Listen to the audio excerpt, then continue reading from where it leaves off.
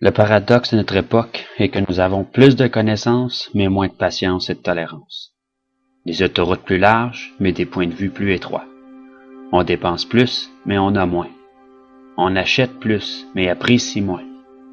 Nous avons de plus grandes maisons, mais des plus petites familles. Plus de commodités, mais moins de temps. On a plus de diplômes, mais moins de sens.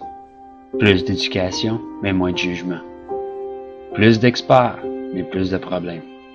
Plus de médicaments, mais moins de bien-être.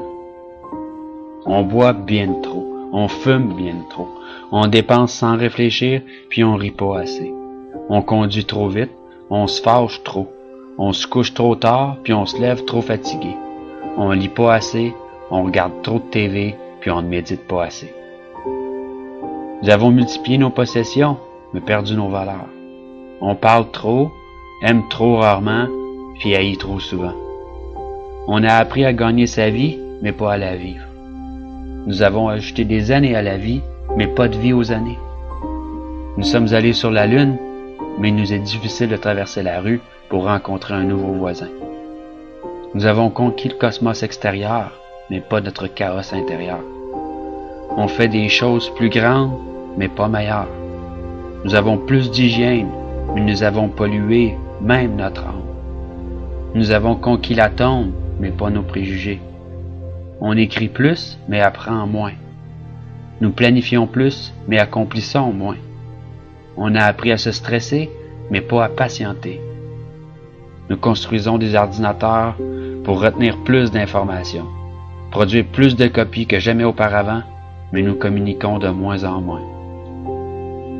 Nous sommes à l'ère de la restauration rapide, mais de la digestion lente. Des grands hommes, mais des petites personnalités. Des profits records, mais des relations superficielles. Nous sommes à l'ère de 2 revenus, mais avec plus de divorces. Des maisons plus fancy, mais avec des foyers brisés. Nous sommes à l'ère des courts voyages, des couches jetables, des basses mœurs, des nuits sans lendemain, de l'obésité et des pilules qui font n'importe quoi, de donner du pep à endormir, à tuer.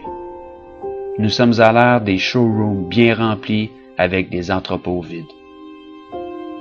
Rappelez-vous de dire « je t'aime » à votre partenaire et à vos bien-aimés.